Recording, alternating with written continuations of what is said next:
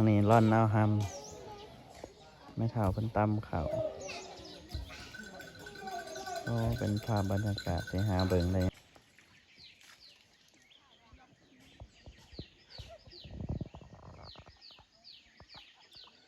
สบายดีท่านผู้ชมมาต่อ EP นี่มาหอดบ้านตะแรกเหนือพี่น้องเมื่อกี้นี่EP เมื่อกี้นี่เขาถ่าย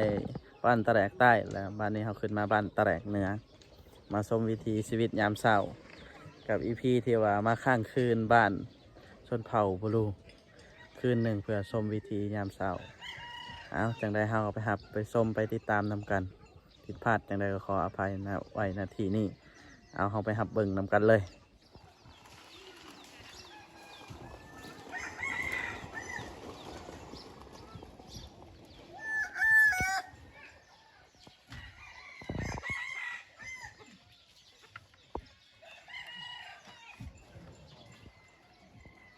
โอ้เหล่าเข่าได้พี่น้องคิดว่าเพื่อนเป็นเหล่าบักใหญ่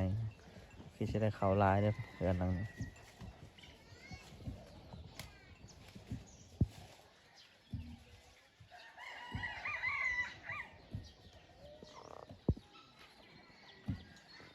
แดดส่องแดดเริ่มออกแล้วพี่น้องโอ้เพื่อนเพิ่น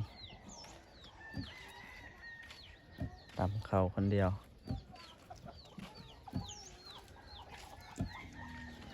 ช่วงนี้เขามาเขตชนบทเพิ่นว่าบ่ต้องคือเขาถือน้ำมาก็ได้เจ้าบ่หิวดอกเขามีเขาให้กินเรียบร้อยเพิ่นว่า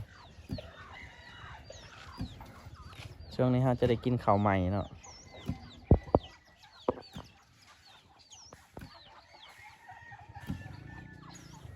แสงแดดส่องเพิ่นละ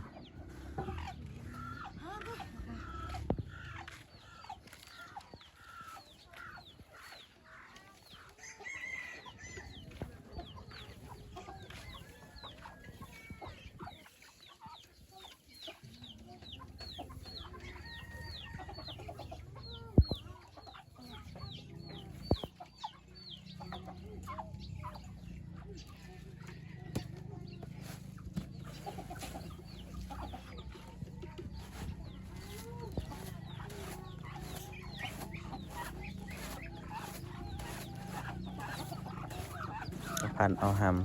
ำเลี้ยงหมูเลี้ยงเป็ดเลี้ยงไก่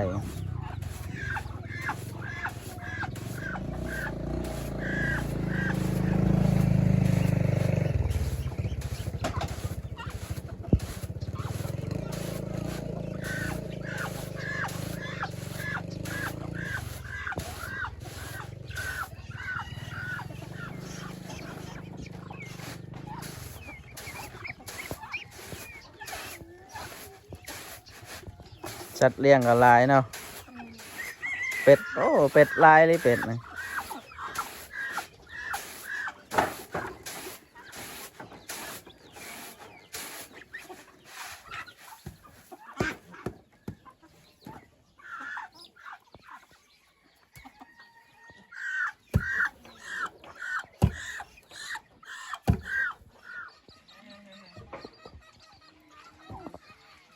ภาพบรรยากาศแสงแดดส่องใส่หลังคาของหมู่บ้าน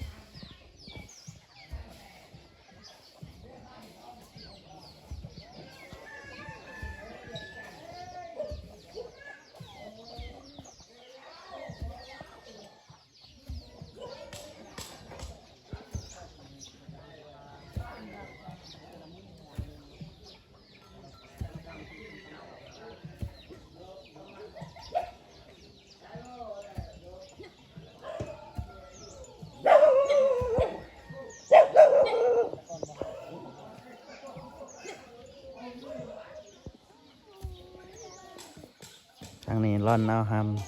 ำไม่เท่าเป็นตำเขาโอ้เป็นภาพบรรยากาศที่หาเบิ่งได้ยากเลยพี่น้องเลยบรรยากาศยามเศร้าของพี่น้องในหมู่บ้านชนบทของพี่น้องชนเผ่าบรู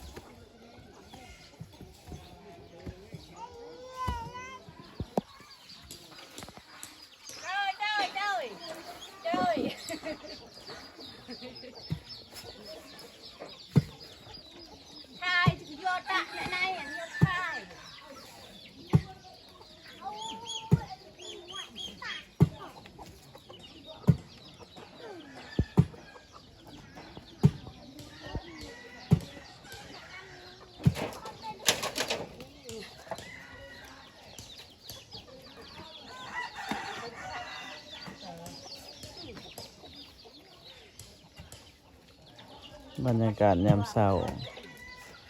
ของพี่น้องชนบทของชนเผ่าบรู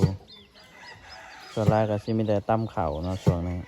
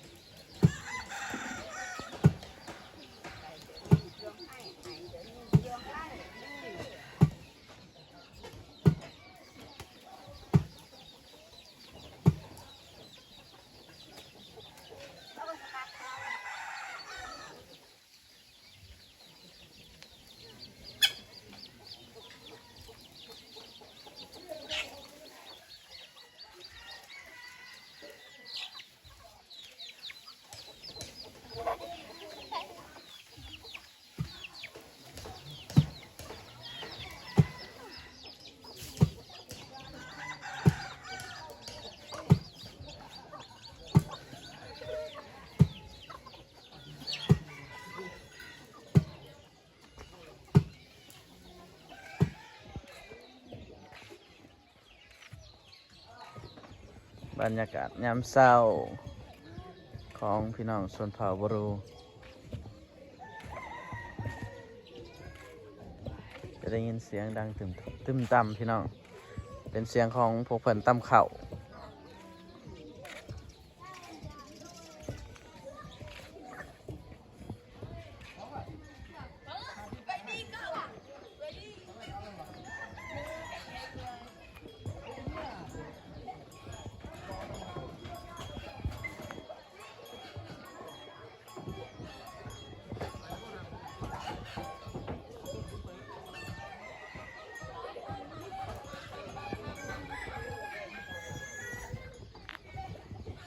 หมู่บ้านนี้เพิ่นเลี้ยงไก่หลายเบิ่งไก่คันเด็กก็ถึกนะ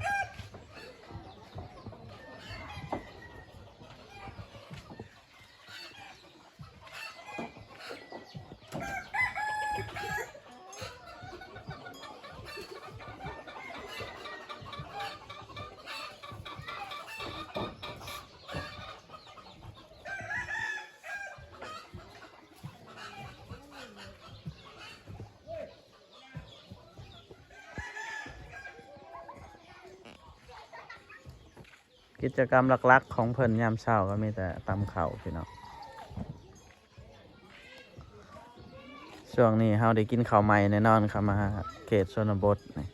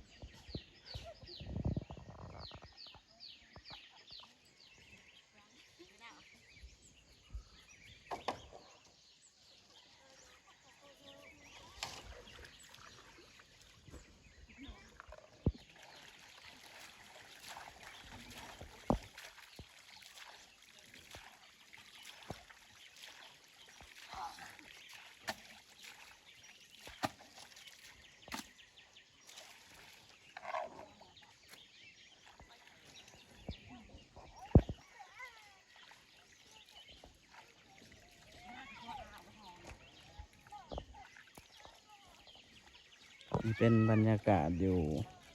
ลำน้ำเซพี่น้องเป็นน้ำเซบรรยากาศยามเช้าอยู่แคมป์เซของพี่น้องชนเผ่าบ้านตะแหลก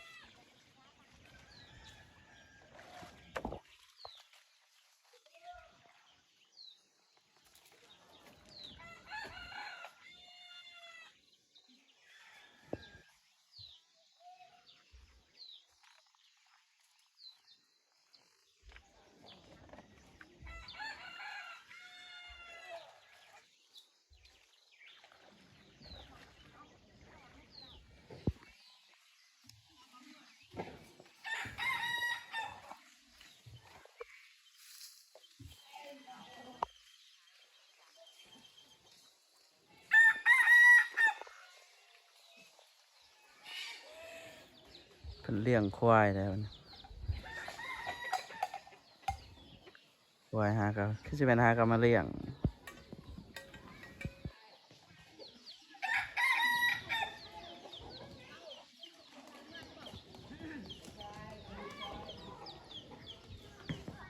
โอเคเนาะท่านผู้ชมเราก็ได้เลาะชมวิถีชีวิตของชาวบ้านตะแหลกแล้วก็ได้พี่น้องเพิ่นหับต้อนหับต้มไก่ให้กินได้กินข้าวสามัคคีกับครอบครัวเพิ่น